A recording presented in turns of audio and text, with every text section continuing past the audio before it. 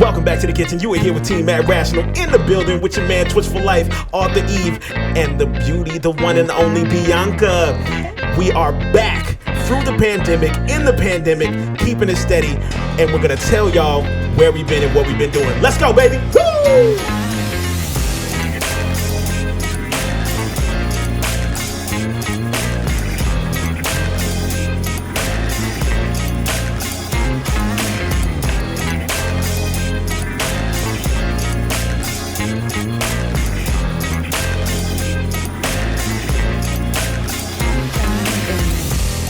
Yo, man.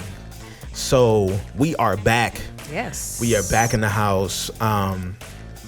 Everybody's good. Everybody's safe on this end. Just want to let y'all know, like, it's been crazy during this time, and there's some real reasons why y'all haven't seen episodes of The Kitchen, and we're coming to you to give you some of those reasons. But to also, bring you guys up to speed on like everything we've been doing, everything we've been talking about, things that we got maybe coming, maybe not coming. We don't know.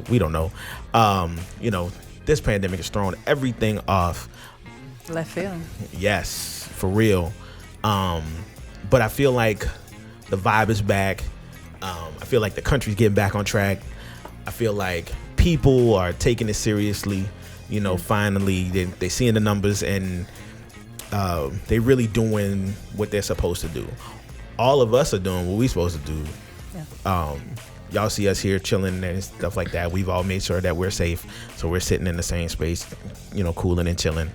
But look, let's get down to it, man. This has been crazy. Like, we've been gone for what? How long? Like 5 months since we did the last one. Something like that. Yeah, it's and it's been a lot that's been happening, and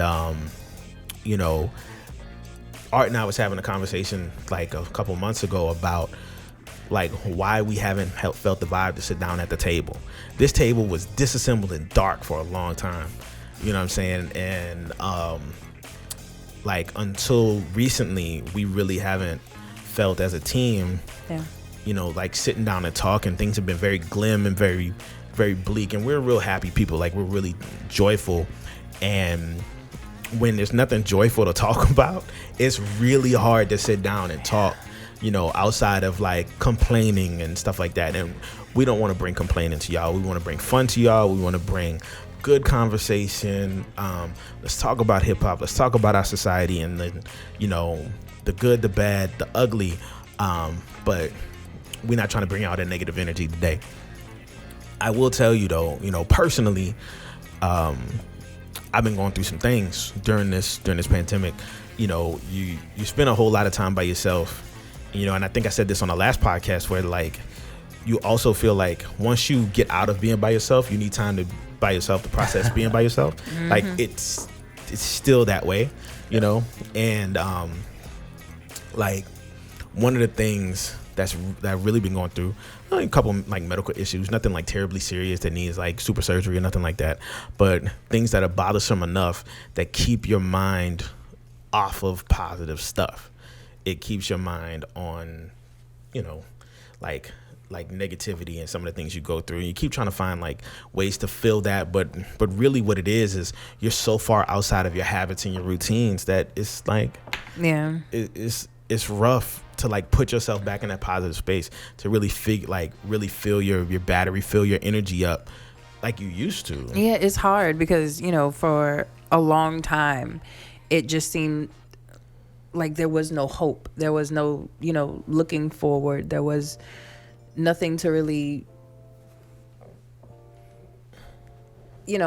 want, really, Yeah. Like you wanted things to get better, but there was nothing better on the horizon. Right. And, it's hard when you wake up every day and you have to face that fact in the mirror. You can't simply because it's dangerous and you can't. Right. Mm-hmm. So it's hard. I know it was hard for, a lot of people. Dude, it was hard for a lot of people. Mm-hmm. A lot of people, was just shaken out of their way of life so hard that I don't know how we're ever going to be the same but I do know we will get better. Yes. It's like we've been living in a state, like, as a group, and it's a weird idea. I'm learning some new stuff, but like we've been living in a state of cognitive dissonance, like for a long time, for a while now. Yeah. You know what I mean? Thank you, 2020. Yeah, 2020 is bananas, but at the same time, with that comes growth.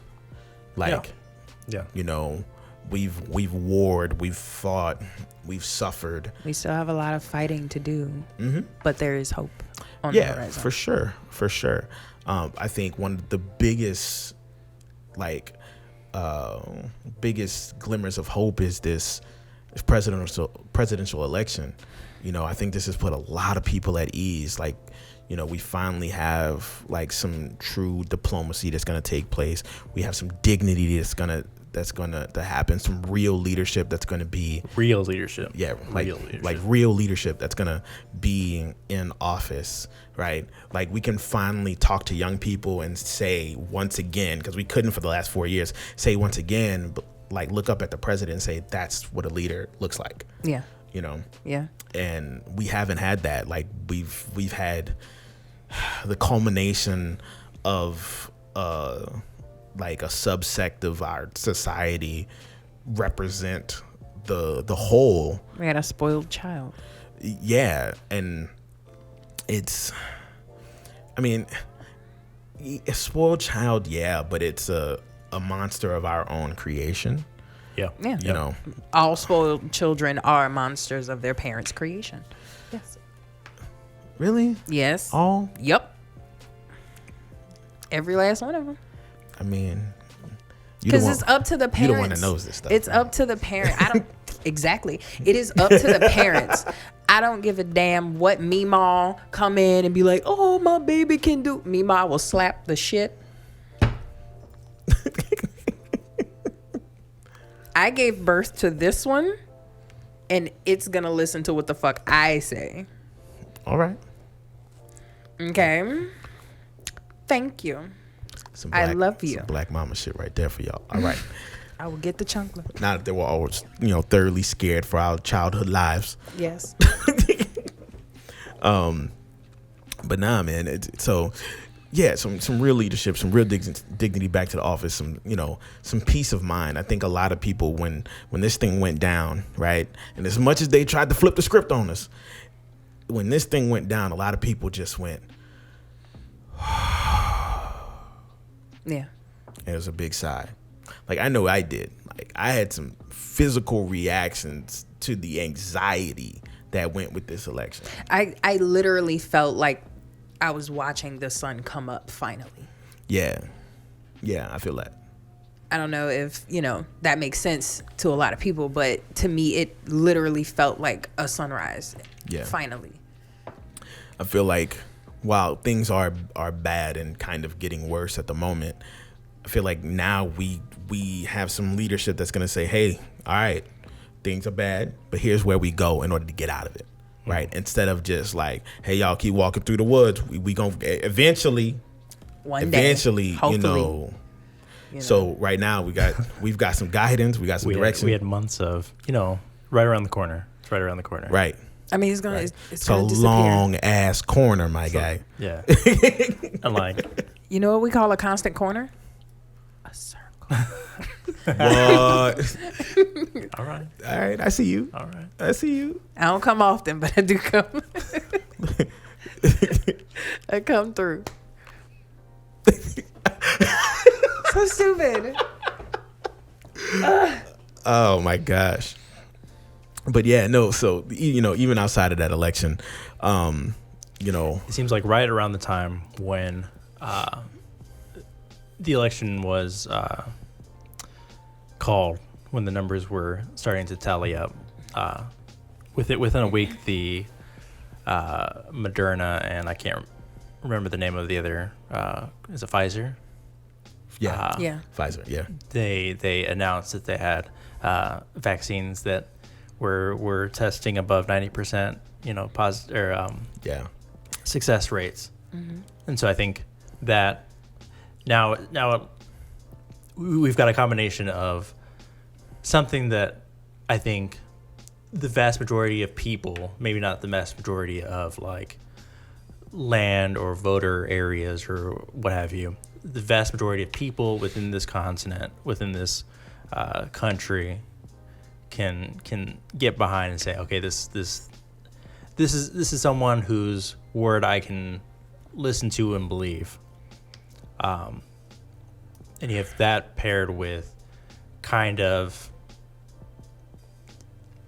I won't say an end, because it's definitely not going to be an end. This is a virus. This is something that we're going to have to live with or for the rest of our lives. Yeah. However, once we have a vaccine, the need to close things down goes away. Yeah. Yeah. And it was never the vaccine that scared me, or the virus rather that scared me. It wasn't the disease that comes from the virus that scared me. It was when I started seeing businesses shut down, and then a whole lot of, as you said, cognitive dissonance, because you had some people saying, oh, this isn't real. You had some people saying, oh, okay, this is real. We need to shut everything down. We need to completely isolate. You had some people saying, I hear you on shutting things down, but like we also have businesses, and this country is run by small and big businesses that need to continue to do things in order to feed us and keep, these the utilities running, the things that we're used to in modern civilization to continue running. And so that scared me, and I think that's what a lot of people had issues with. Because even the people that were like, yeah, we need to mask up, a lot of them were like, oh, yeah, we also need food, and we need to be able to go to, right off the bat, restaurants shut down, and then supermarkets shut down. So we're all like, okay, cool. This will be like, maybe a week or two. Yeah. Because nobody has food. Nobody but like doomsday preppers have food in their freezers for weeks at a time. For weeks, Yeah. And then, it's like, okay, this will get better in summer. See the douchebags with the stacks of toilet paper coming from St. Oh, God. It's like the foolishness with toilet paper. That was too much. But yeah, so with all of that, now it seems like, we've got a vaccine on the horizon, which, I mean, realistically, we won't, like, I've said this before, off air, but we've got a vaccine that looks like it's going to work, right? Once it goes through the FDC and the once it gets greenlit to go within 24 hours, one of these companies, I want to say it was Moderna, was like, we can start distributing this within 24 hours, which is cool. They won't have enough of it to give to everyone within 24 hours. It'll be enough for elderly people, high risk people, and frontline workers, which is cool. Realistically, I don't think that's going to start happening until February. And then it won't be until March by the time the rest of us can regularly get it. And then it'll be another couple months before we all have both doses of this vaccine that we need to have for us to get to a point where enough people will have the vaccine to have some sort of actual herd immunity. Right. So I don't see us actually getting out of this until May, which is fine, because I mean, now it kind of seems like we've got like a perceived end. Yeah. Before it was kind of, it's around the corner. It'll be a couple more months. Yeah. And like the other 4 suspect lefts. The other issue also with like we were talking about with the cognitive dissonance is around the vaccine. Now I can say that, like, when the vaccine was announced, there was a couple like conflicting thoughts around that, right? So for one, I'm really glad they didn't announce it before the election, that it was ready, right? However, announcing it before the election dawns one thing, right? A couple different things. Number one, that people believe this vaccine is a total product of the administration, right? And so some people that are slightly on the fence move the other way. Yeah. Right. The other problem is that with that rhetoric that comes out, if the vaccine is totally a product of this administration, right? Because that's what the push would have been. Mm-hmm. If it had been announced, then you hear the push to the media. This is, we did this, I did this, or he's not going to say we, he's going to say I. He I tried. did this, I did this. He did try when when the information did come out, but the thing that happens is then the people that are like so intensely against him are not going to take it. They're not going to trust it. Mm-hmm. Right. And so you have a trust issue in the that's science. That's what happened with hydroxychloroquine, zinc combination, was that, the science the data actually supported that combination for mild to moderate cases. Yeah. But you had a lot of people that were very anti administration that were saying, I don't want this because that's propaganda and like, right. Yeah, he eroded his own trust, the trust in his own word. Mm-hmm. And it's because so much of it was half understood science, right? Mm-hmm. Like we have to believe in science because that's the closest we get to understanding nature, right? Which is the closest to reality that we can all agree upon. When he said, for one of the conferences he was talking about drinking bleach and injecting bleach, right, or using a tube to shine UV light into the body.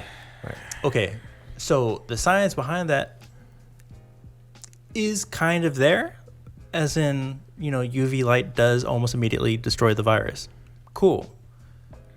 That's not how the body works. That's not how bleach is actually going to kill somebody. It'll kill the virus though. Timing is everything. That was not the time. It's yes, timing, but also a fully fleshed out understanding. It is clear within the last 4 years to at least me that he was sitting in meetings listening to these extremely intelligent people have conversations about these things, and he was picking up on bits of it. But it also seems to me like he's the type to sit down at a table with a group of people and then spend most of his mental time thinking of the next thing he's going to say. Yes. Yeah. And so when he does start to talk about stuff like UV light kills the virus, it absolutely does. Data supports that, but then like they were saying, you putting a tube down your throat to burn out that's not how it works. That's not how it works, man. That's not even. But even if that's going to be your question, that's the question for the board meeting when you're around your sciences. Yes. When the media is not there. Yes. When the general public is not listening to that nonsense, right? I don't believe he actually sits in these meetings. No, he does. He's just not present. Mentally. Yeah. I don't think he's there. I think he clicks in whenever they're talking and this about is how you can, you as, and you can. Yeah. He also does this thing, this weird where he tries to give people their own opinion. Yeah. The gaslighting. Yeah. Yeah. So in that, not to pivot slightly temporarily, but there is something to that in that he wants somebody to pat him on the head and say, you did so well. Yeah. And he wants a yes or no. Well, there's something about on the other side, kind of, the media has not given him any high five, any you did good here. But that's not what they do. But it's what they have done to other presidents in the past, and they need to do this, especially for his ego, because he has. Do they need to? Yes.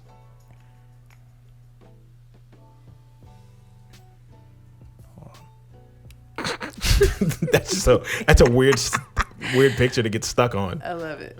That's hilarious. What's going on? Oh, yeah. What? Huh? Come on. Who? Yeah.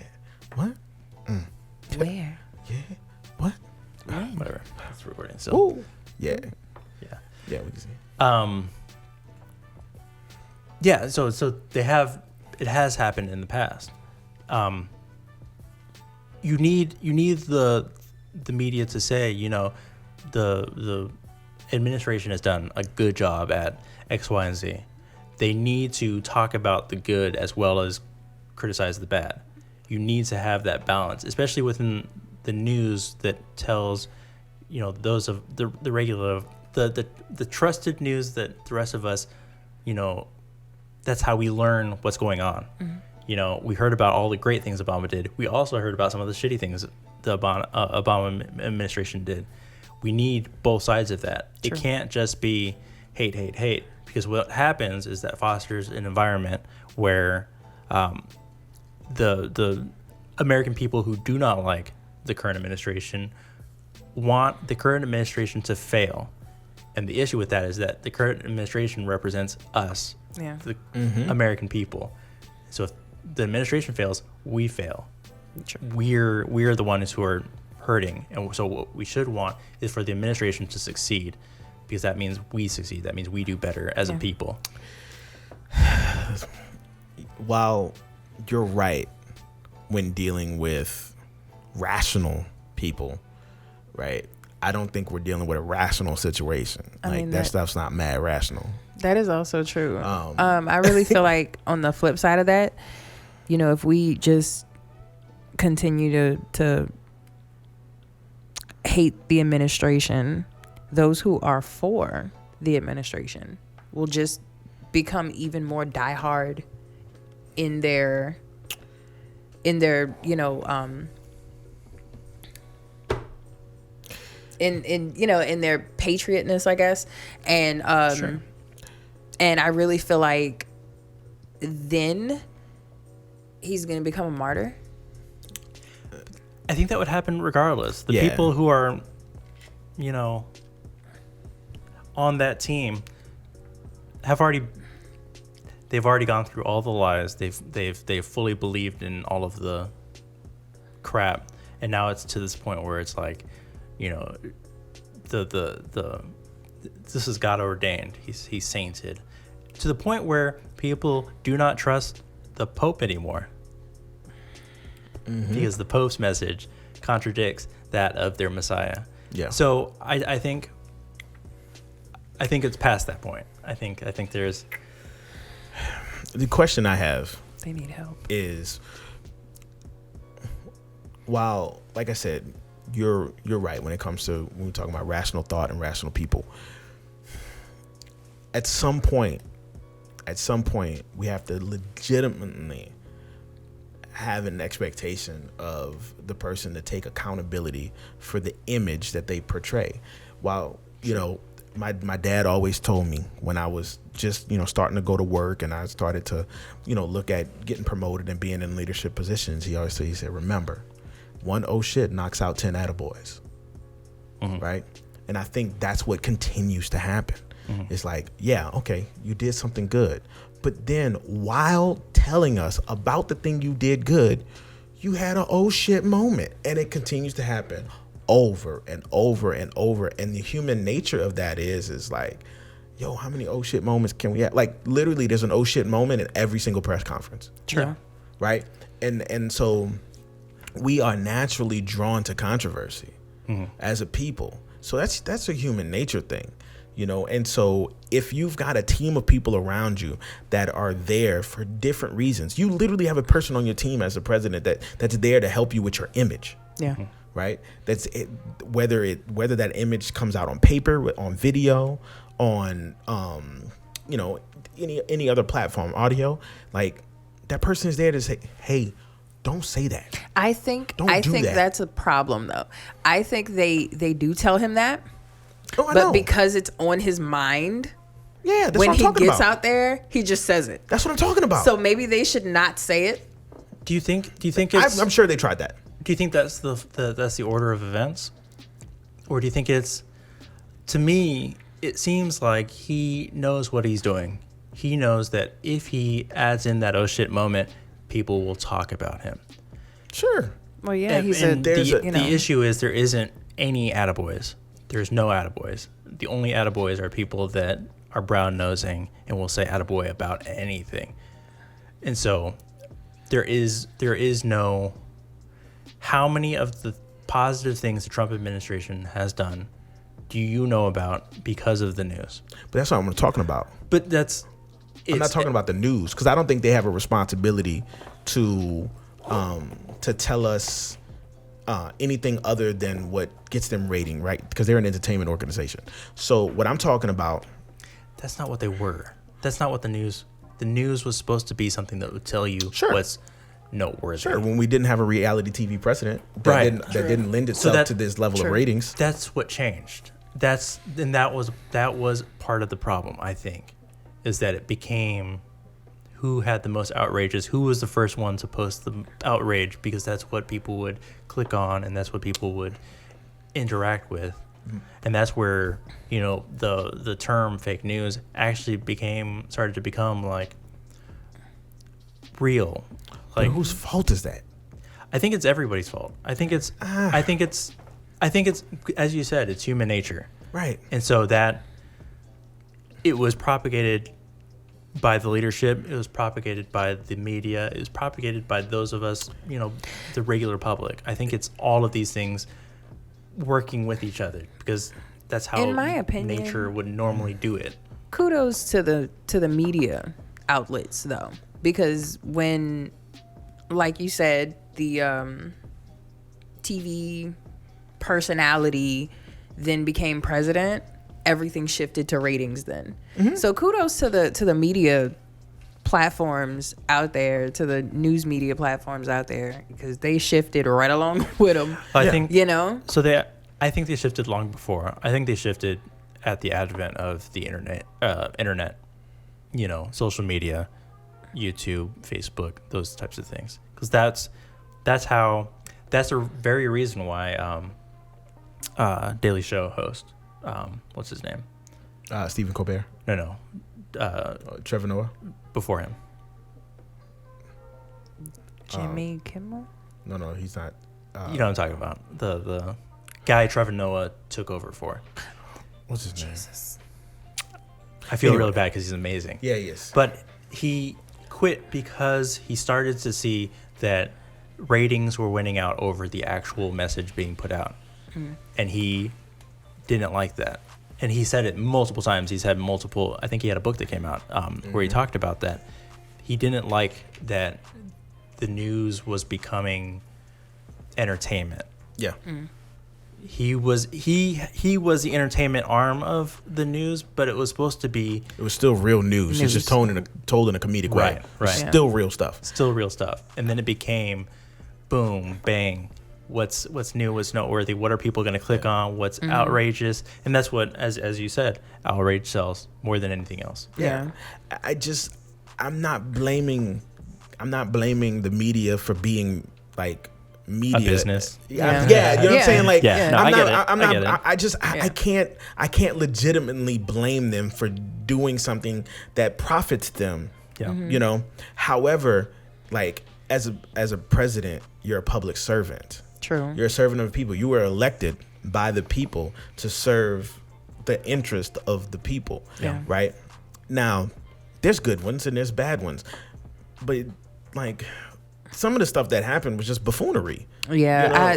I was watching a late show, and he kind of said something that was really profound to me in my own simple little brain.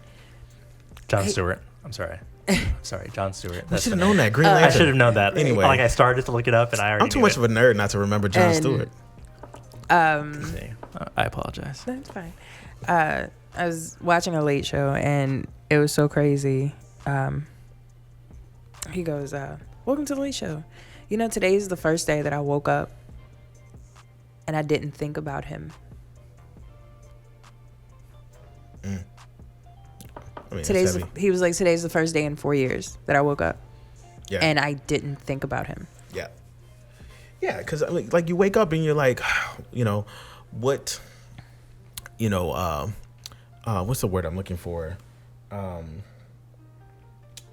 Like what ideals or what institutions? That's the word I'm looking for. What institutions is he about to like kick a hole in today? Mm-hmm. And I get it, like tearing down some of the traditions and institutions needs to happen, but we also have to do it in a dignified way. Yeah. We have to have, and we also have to have an end goal. Like I never felt like there was an end goal. Like where is good enough? What does this stuff mean? He already reached his end goal. His end goal was to simply obtain the position of president. Like he reached his end goal. He was done. He's a businessman. It continuously, the goal line continuously shifted. He felt slighted. Like I think every argument that says the roast that Obama gave him was what started it all. What started the whole thing, right? Yeah. It was a great roast. It was a great roast. Yeah. Yeah. So he hit his goal and then he pushed on further. Mm-hmm. But I mean, at the end of the day, he's a big baby that wants to have his head pat and said that he did a good job. Can we add in? I don't mean to interrupt. You can go back to that thought, but I'm just going to go back to the roast moment for a second. Like, Trump has obviously never run the dozens with his family. Like, it's never happened. No. You know what I mean? Because that was a great roast. Like, even if that was you getting roasted, you have to be like, wow. That was good. That was good. Yeah. It was good. But you got to have some comeback. You got to have some jokes. You know what I mean? Like, no, he takes everything personally. Yes, but on a funny level, right? All his nicknames were terrible. Like he's never had like got a cool nickname as a kid or nothing. Like what was the name he had for Nancy Pelosi?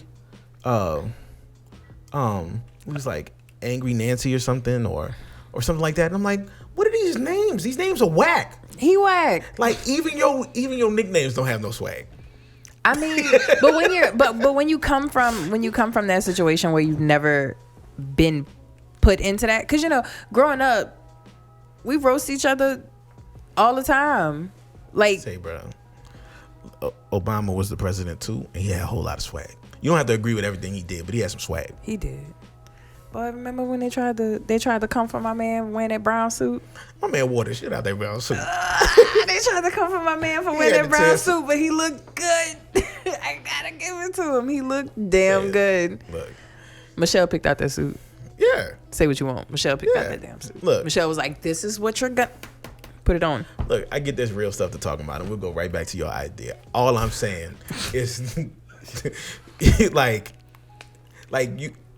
you're not only bad at like your job, you bad at funny stuff. Well, he was the one that like, you couldn't pick on. You couldn't pick on him. You couldn't pick on him. I think he's a comedian. I think he has the mind of a comedian. But his jokes are terrible, and so is his timing. How does he have the mind of a comedian? Yes and no, because some of the stuff he said was funny. Like what? I don't remember. It's not memorable. It's not memorable. Hold on, because you can quote Dave Chappelle. No, but that's the point. That's the point. You have to be funny and memorable. Because I'm sorry, Cat Williams back in the G, I can watch his stuff right now, even though I've watched it over and over and over again, and still laugh at every punchline. It don't matter. George Carlin is one of the greatest comedians of all time. I agree. And I do not remember a single one of his jokes. So how? So I can't agree with you there. I will say he's got some timing and he's got some jokes. He sucks at roasting. Put it this way, I wouldn't pay for it. No. I wouldn't pay to see him. But it's not your genre. So that's fine. I'm gonna let you hold that opinion. What? I'm gonna let you have it. I'm gonna let you have it. Okay. I think he was actually funny. If you took a step away from the hate, because I was never on the hate Trump train. That was never my thing. I was looking at it, as unobjective as possible. Mm-hmm. Some of the stuff he said was funny. Like some of his was weak. Sometimes it was funny. I mean, I feel like there was a little weak. I think I'm far less biased than the two of you. I mean, I grew up in a culture where we had to be funny, or you got beat up. It was a different kind of funny. I'm just saying, we had to be funny. Right. It's a different kind of funny. I guess that's my point. Is like some of the stuff he said is funny. Like, he knows how to talk shit. It's just a different kind of shit. It's not. It's not hood shit. It's like it's not intelligent shit either. It's not smart. I don't know. I just feel like he was one of them kids that you couldn't pick on when he was younger because I'm gonna go tell my daddy. You know, I really feel like, you know, he was one of them kids that got like real mad and real red in the face and used to like puff up and try to fight you but can't fight. I think he's the type to like internalize it and then do shit to like get back at you, like passive aggressive. Yes. Yeah, like you make fun of him, then he goes and like buys your building. You know what I mean? Like then kicks you out. Because my dad, like, something like that. Yeah. Like I get it on like that level and shit. You know, but whatever. His jokes is weak. That's all I'm saying. I'm saying like when you so I listen to a bunch of comedian podcasts, and they're all like, yeah, I mean he's funny. I mean he's not a good comedian. But we're not laughing with him though. You know. Sure. Yeah, I think he's aware of that. I think he is. I think one thing that he is extremely successful at is being a media star. Yes. Reality TV star. Yeah. I think he is very, very good at that, and he knows it. And that's where everything, including the presidency, including and he's never had a bigger stage than now. Yeah. Right. Yeah. So I think he's flourishing in that. Yeah. Weak ass jokes. Right. That's where it's at. Yeah. I don't give a damn about nothing else. Your jokes is weak. I would say the same about Dimitri Martin though. Dimitri Martin. He's the comedian who draws stuff and sings. It's weak. It's real weak. Okay. Oh, okay. I guess my point is it's a different genre. It's not your genre. Okay. I'll take that. Yeah. I mean, on one level, I agree with you because, like, I don't like your boy. What's his name? That does the cowbell shit. More cowbell. What? Oh, Will Ferrell. Yeah, I don't like Will Ferrell. Oh. He's not funny to me. Kevin Hart's barely funny to me. Like you see, I like. I remember more of Kevin Hart than what's most other comedians. What's weird for me is I actually like Kevin Hart more for the fact that he's very active. He's an active comedian. Mm-hmm. Like he is the type to kind of like run around the stage and like throw himself into some shit, and that's what I think is funny. Yeah, and that's why I think they're funny to me. Yeah, I mean, I'm not saying Kevin Hart's not funny. I'm just saying like I've never like Cat Williams' last special is weak. Yeah, Cat Williams had 2 good specials and. Like, you know, Pimp Chronicles and what's the other one? Hustle something? Whatever that one. I'm sorry. I watched one of them and it was so funny. He was in a car with Snoop and Snoop was talking to him. He was like, yeah, nephew, you gotta, you know, you gonna climb higher than the stars. You know, if you aim for the moon and you miss, you still among the stars, nephew. And then they had a girl walk by the car and he was like, hey, boo. Hey, how you doing? And then she walked up. He was like, now back to what I was saying while I was interrupted by that rude ass bitch. But anyways, I said Snoop, wait.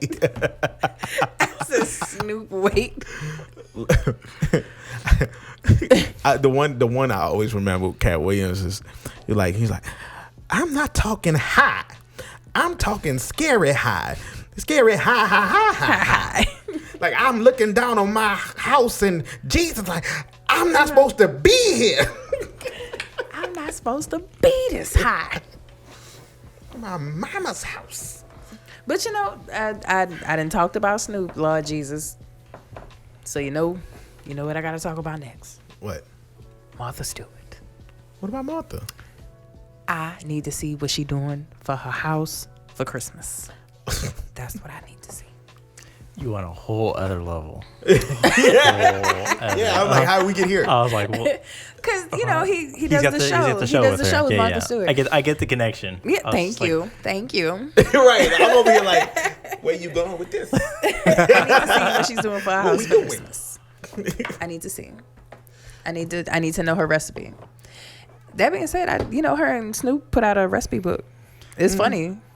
Now that is funny. That is funny as hell. Reading that book. I think the real funny part is they're real friends. Yeah. Like they're like for real friends. cool, like very like they're real friends. And only one of them's a felon.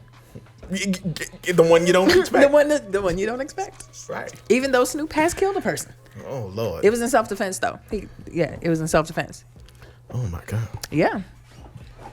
That's wild. Yeah. The more you know. Da, da, da, da. I'm so done. I'm so done. So back to this pandemic stuff. So how you been? Wow. I mean, during this pandemic, there's been some real like real weird things, right? Mm-hmm. I've gotten into a new type of video game, which is really weird because like I'm not into like the battle royale video game, but this Apex Legends game I got, okay. Oh. I don't know how I got into it. Like you had friends that talked you into it. They did. Because I was in there like, nah, I don't play that. Because like, okay, so this is why I don't play Battle Royale games before Apex.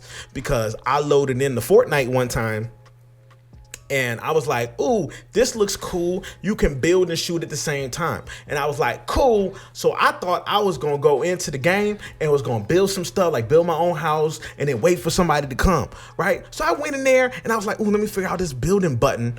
All right, cool. I hit one thing. I hit the next thing, right? And I'm like, okay, where's the roof thing? Clink, clink, clink, clink, clink. And my head got blown off. Like I was done. I'm like, wait a minute. Wait, number one, how you found me? I'm in the middle of nowhere. Number two, what the hell kind of game is this? Like, if you just gonna get shot up from the beginning of the game, how you supposed to build the stuff? Like, how I'm supposed to build my fort? You know what I mean? Like, you gotta go in and kill everybody first, then build. No, like then scope. You gotta get good. Yeah, you gotta get good. No. See, what I wanted that game to be was I wanted it to be like some like civilization type. Oh yeah, no. No. It was not. And immediately I was like, I don't like these types of games. This is not for me. You gotta play PUBG. You gotta start with PUBG. I played PUBG too, right? Okay. I loaded into PUBG. I was in PUBG for about 10 seconds. Pow! I was dead. Right. Damn. So then you restart and you do it again. See, that's not for me. Why I gotta lose all my stuff? I had picked up a gun. You gotta get good. Why I can't have the gun on the next one? Because every other game I play, when I pick up the gun, I got the gun. So now you know. With Apex, now you understand how that works. Let me tell y'all something. This Apex game is addictive as hell. Okay, so I got into the game and like, so all of these characters have different powers and stuff like that. They can do, and it looks simple, but it's super complex. Like I was in the game like training and stuff, and they could tell you like I done changed my button 16 different times. I'm like, well, I gotta make sure I can duck and scoop. That's what I call it, ducking and scooping. But it's really a crouch and a jump. I call it ducking and scooping. Okay. So I had to make sure I could duck and scoop without taking my hand off the analog stick, so I could aim at the same time, right? Because sometimes you got to duck, scoop, and shoot. You know, because if you're not duck, scooping, and shooting, you getting shot. That's just the way the stuff works. And so then I was like, oh man, well I need to be able to duck, scoop, shoot, and then do my special all in like the same time. I need to be doing. I got so into this game. I'm still into this game. I done started streaming this game. I done spent money on streaming stuff. What am I doing with my life? Like I used to be like creative and be playing piano and every day, and now I'm over here practicing Apex in the firing range. This is ridiculous. This is what my life has become. I'm so sorry. Right? Then I done dragged this dude into playing Elder Scrolls with me. So we done played in the Elder Scrolls. We became like completionists in the game. Like pandemic life and video games have gotten way out of control. Okay? And I was not designed to balance the video games and being at home all the time. Like I have dirty skillets. I never had dirty skillets before until the pandemic. Now I'm at home all the time and I got a dirty skillet right over there. It's ridiculous. So how are you, Art? Yeah, I never had that problem. Right. So here's the thing. I used to be an EverQuest player, right? So I lost my life into EverQuest, and then I was a City of Heroes player, and I lost my life into City of Heroes. And then I decided not to play games like that, which isn't quite true because I'll still play a game and I'll beat it. I'll beat the hell out of the game. Right, but I know, when I got something to do, I've got this like switch that's like, I'm 3 hours in, I'm not doing anything with my life, and the game stops being fun. And so I pause, put it down, walk away. I have a Switch as well. It's a Nintendo. Yo, that Ring Fit game though. I'm gonna get one. I'm gonna get one. See, I'm gonna get one. Working on. Yeah, I'm gonna get one. So I got the Nintendo Switch. You ain't got to tell me nothing. But I'm not buying this PS5. I'm not gonna do it to myself. Not yet. I got to get a handle on my life first. I need all my friends to get it, and then I need to be left out. Right? I need to be all the way left out and have no games to play with people so I can get my life back together. And then after that, and I create nice balance, and, in my life, then I'll get your feng shui back. I get my feng shui back. Then I go out and get the PS5 because then I know how to balance. Right now, I'm out of control. I see. I'm way out of control. This needs to stop. Well, for me, I'm not a gamer at all. But I have been watching anime like crazy. Girl, same. Oh my god. Jujutsu Kaisen? Kaisen? Have you been on that yet? No, not yet. I'm just gonna listen to this conversation because I don't know nothing about this. Tell it to me. You need to get on it. Cool. It's a whole thing. Damn. Bruh, I watched is it Japan Sinks 2020?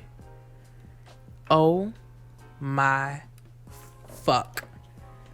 Blew my brain off. Like, it's fucking ridiculous. From episode 1, press play, until the very end. It is absolutely, like, I started it and I was like, oh, I'm gonna watch a couple of episodes before I go to sleep. No, there was no sleep. The sun came up and I was still watching the shit. Oh my god. It was horrible. That's how I watch Star Trek. Like, there was a shark and it ate the people and people died left and right. Like, niggas was falling from trees. It was, oh my god. Yeah, look, I did hear about this. Like, I recommend it. I recommend it to everyone. Absolutely fucking recommend it. I'm not gonna watch this. You should. Mm-mm. I think you would enjoy the what science about the part Seven of Deadly it. Sins, though? Yo. See? But I really think that you would enjoy the science part. Yo. I really do believe that you would enjoy the science part of Japan Sinks. Okay, so let me give you the real. Anime doesn't do anything for me unless it's superpowers and robots. Well, this guy, none of that shit in it. It do have a cult though. It does have a cult. Oh my god! Big giant robots. Wait. Never mind. I was about to tell myself. I can't do it. I was about to tell myself. Hella spoiler. I was about to give a hella spoiler and tell myself. Oh. Can't do that. I mean, you could do spoiler. I'm not gonna watch it. No, it's pretty bad. It's pretty bad. Okay. It's pretty bad. Has everything to do with the cult scene and the kid. I don't know what that Beware. means. For those of you who do watch it. What's another man? Like, I watched a couple animes during all of this. What'd you watch? I know I watched the Seven Deadly Sins because that's where you hit me. Has anybody watched Love, Death, and Robots? So, like, kind of. I thought it was going to be more like a Black Mirror type of thing. Mm-hmm. And it was, I think every episode's a different artist. And it was interesting. It just didn't, there was nothing satisfying about it. It was visually appealing. It was not satisfying. Okay. It's like the exact opposite. I won't say that. It didn't give to me what Abstract gave to me. Did you watch Abstract at all? No. It's on Netflix. It's all about different types of art, different types of design. And they break it down, and it is visually appealing. You learn stuff. You get excited about creating stuff. That's what I need to get back into. I need to watch that. Yeah. Same here. I have not sat down and actually sewn anything, and that is when I know for a fact that I am knee deep, waist deep, chest deep in depression. Yeah. I think the pandemic has put a lot of that going on. The entire world in some level of lethargy, depression. Mm-hmm. And I go into my studio and I sit down and I have three different machines. 3 different machines, and I will sit down at them and I'll just be like, I can't. Yeah. And it sucks so bad because I want to. I want it. But I get downstairs and I'm just like, Yeah, you get it. Nope. You get as far as the machine. That's 100% the same. I start looking at my fabrics. I'm pulling out fabrics. I'm like, oh my God, you would be so beautiful as this, and you would be so beautiful as that, and I see you as a dress shirt, and I see you as slacks, and I see you as a bag, and I'm pulling out like all of this like cotton lyrica and satin and leather, and I'm just like, no, and I just go back upstairs. Your energy is stolen. Yeah. And it sucks so bad. Just like, okay, I found this pattern for this hoodie that I want to make, and I found a way to like flip it into a bag, and I was like, I want this, and I've been so like lit about this shit. But then every time I like sit down and I actually really think about it, I kind of discourage myself because I know where I am and I know how it's been. But hopefully, like I said before, there's a lot of work to be done. There's a lot of fighting left yet to do, but the sun is up now. There is hope. And I'm holding on to that, trying to move forward. But I do have to acknowledge where I am now and where I have been. And that is absolutely chest deep in a depression. Absolutely. I get it because I've let little things get in the way of, me creating stuff, me streaming stuff like I want, you know what I mean? Like Art and I had like a 3-hour long argument about streaming technology because I was so frustrated that the stuff just wouldn't work when I plugged it in, that the technology itself stole my will to like do the creative thing that I wanted to do because it wasn't working like I wanted it to. I needed it to be plug and play so I could just get to the thing, right? And normally that's not like my way. And like normally I'm like, yo, let's figure it out, and it's nice, it's cool, it's an adventure to figure it out. And I just haven't been that way. I was just like, I need it to be like now because you kind of sound like me on that, because I'm like, maybe I could find like something small to do or to make that I can quickly get to completion to maybe trick myself into feeling that sense of pride at having completed something, you know, and boosted serotonin. Yeah, and he come with the scientific terms and stuff like that. We just having conversations. Drown myself in chocolate, drown myself in chocolate, and I even smaller projects just take it out of me. Well, I mean, even like this took us 3 weeks to get to this point. True. Although I take that as more like re-revving that motor. Because we had done a lot of communicating, over, like you and I had done a lot of communicating over the phone. And I think you two have done a lot of communicating over the phone. And we've all had like a joint Facebook Messenger thing. Which has been hilarious, drop by the things way. into this fun. Yeah. Fucking love you guys. But we haven't like had the chance to sit down with each other and just, chop it up. Yeah. Which is, I think, what this is supposed to be. And so we needed some time to like get together and talk and vibe before we got in front of a camera to do this. Yeah. I think we were like right before the pandemic, like we were at a strain point in the content and our creativity and stuff like that. It was at a real strain point. Like, you weren't with us, but like for a couple episodes. Yeah. Before the pandemic, and like Art and I, we have these very intense conversations that we haven't built the platform for yet. We're working on it. We're working on getting there to build the right platform to have these types of conversations. However, because it's only been those types of conversations, we haven't wanted to sit down at this table in this stage to have them. And like the strain was nothing else is happening. You know what I mean? We had just come off of Kurt, that was a part of the our original concept of this podcast. Him, going to Florida and doing some great things out in Florida with his life. Lance, who was an original founding member of this podcast, Mr. Broadcast, for everybody that's been watching.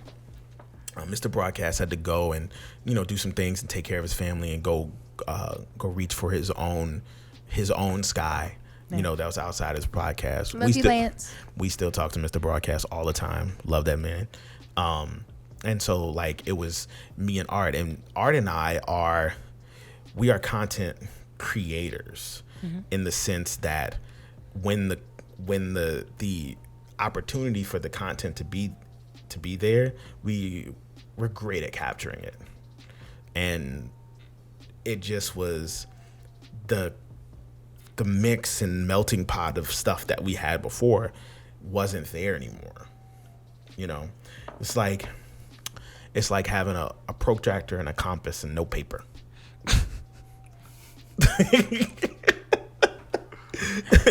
You know what I mean? So that's where we were. And the pandemic happened. It really threw a wrench into everything. But we talk all the time about being dedicated to what this is in this industry, this podcast industry, because we love being a part of it. We love being creators. We invited you in because you bring that energy back, that you were just missing. You know what I mean? And so well, thank you for this opportunity. Oh yeah, 100%. And now we're in a space where we finally got our heads right, kind of. And we can start making cool stuff again. We've had some conversations about some things we want to do, right? Art and I have had some conversations about some things we want to do that's real outrageous. I don't know how we're going to make that thing happen. We were talking about earlier, but we're going to make it happen because it's going to be dope. So if you need any help, I'm always here. Word. So, but I feel really good about this now. I feel really good about where we're at, what we're capable of, what we can do different. Now that we have a new vibe, because it's not the same as it was before, which is great. I missed the old vibe because the old vibe was crazy. It was funky. Oh my God. I'm gonna be real with y'all. Mr. Broadcast is some wild stuff, right? And we love you though. Look, that's my dude. Yeah. Mr. Broadcast say some wild stuff, and he'll be back. He'll be back. Oh, 100%. I need him. He's not done. But when he said wild stuff, it allowed us to squirrel in different ways. You know what I mean? But now we can go and be crazy in a whole new way. Yeah. And so I think that's what's fun. It's the possibility, the journey that we're about to really run on, and be consistent with. I think that's what's really cool. So now that I've given y'all the pandemic playbook for the kitchen, I think cool. Pandemic playbook. All right. Yeah. All right. Right. You like that? You like that? That was right off the cuff too. Ooh. Ooh. Sometimes you gotta pat yourself on the back, give yourself a Donald Trump. You know what helped me with a lot of my inspiration? Coffee. No. Oh, my the bad. kitchen. Okay. Oh, sorry. Missed Crack that. is whack. No, the kitchen, actually. Honestly, the kitchen. Being here and being around y'all and, the different vibes and the different energies that you guys, give off at certain times. Sometimes in my mind, I will envision an outfit on you. That's dope. And, depending on... The moment you said that, I saw him in a cat made like restaurant outfit. Adorable. I don't know. Clearly, I'm tired, but I thought it was about to be something cool and suave with a pocket square. Nope. You know, honestly, I saw you in. Watch this about to be cool and suave. Go ahead. It's. I saw you in gold and black. And Saints fan. No. It was more royal because the gold was. But I get a cat suit. No, he put you in that, not me. But I saw you in like with these like gold stones on like the button-down shirt with the collar. It started off like this heavy cluster of gold stones, but as it went down the shirt, it lessened, into like trickles. And I really saw that shirt, and I was like, you would look hot in that shirt. Like, you look really good in that shirt. And I saw. Not wrong. See? Right. Head over here swelling to the size of his hair. So like there's like different things, but like just being around you guys and being here at the table in the kitchen is just really, it's doing wonders. Hold on, don't do me like that. What you saw me in? Okay, well, hold on. What the honestly, for you, I really when I think of you, I think more accessories. So everything that I think for you, it also has to come with like different accessories as well. Of course, I see you with the legendary fedora. You have to have a fedora. I'm sorry. It just is what it is. It is what it is. I could see you in a fedora. I'm sorry. My lady. Right? Like, I'm sorry. But my lady. Right. But yet again, and there was once I saw you you were doing something and you just happened to turn around and I guess you caught the light right, and I saw you in this purple top, and it was of course a button down, just sleek button down, Prince. And you had black pants on. Black pants on, and it wasn't like a nasty purple. It was a really good look. No, it wasn't like one of those nasty purples. It was almost like that cup. It was a really good. Y'all, she just called me a PJ's Coffee House mug. Fuck y'all, I like purple. Purple's my favorite color. Beesh. Art gets draped like a prince. I'm over here looking like Prince. Like Prince. Like, what are you talking about? I'm sorry, but I can really see that though. And you did have the little pocket square, and you had the cufflinks. Of course. Purple rain. Look, say what you want. That man could wear heels and fuck anybody. But I'm not trying to wear no heels though. Like, I'm trying to help people pull bitches. Shut up. I'm not gonna do it in heels. I promise you that. If they could pull bitches in a catsuit in that maid outfit, because I didn't see a couple of them that I would gladly just pluck. Ooh, I'm good on the heels. So, all right, what about you? You gonna be in a catsuit? All right, we'll wear a catsuit. Tell me how y'all feel about I would rock a catsuit. See, there it is. You should. Art's got that Donald Trump confidence. No, he don't. Don't do that. I got that Prince confidence. Right.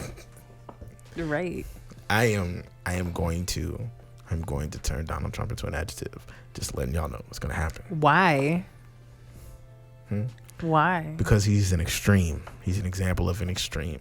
But not a good extreme. Doesn't matter. I think that's the point. I love y'all. We're gonna make it an adjective. Oh my God. What? I'm sorry. That's funny. That is funny as fuck to me. Oh my gosh. Anywho, so look. So Art, have you done a thing? Huh? Okay. Nah. So look, check it out. This has been great. It's been great coming back with y'all. Been great vibing with y'all once again here on The Kitchen.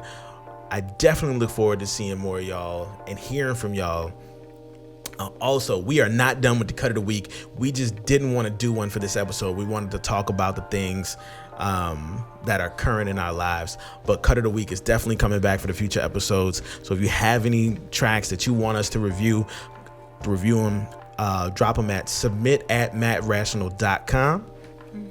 Look, any of y'all watching on YouTube, make sure you hit that like button if you like the video. If you want to see more, go ahead and hit that subscribe button and hit that bell next to the subscribe button, so when we drop the video, you get the notification.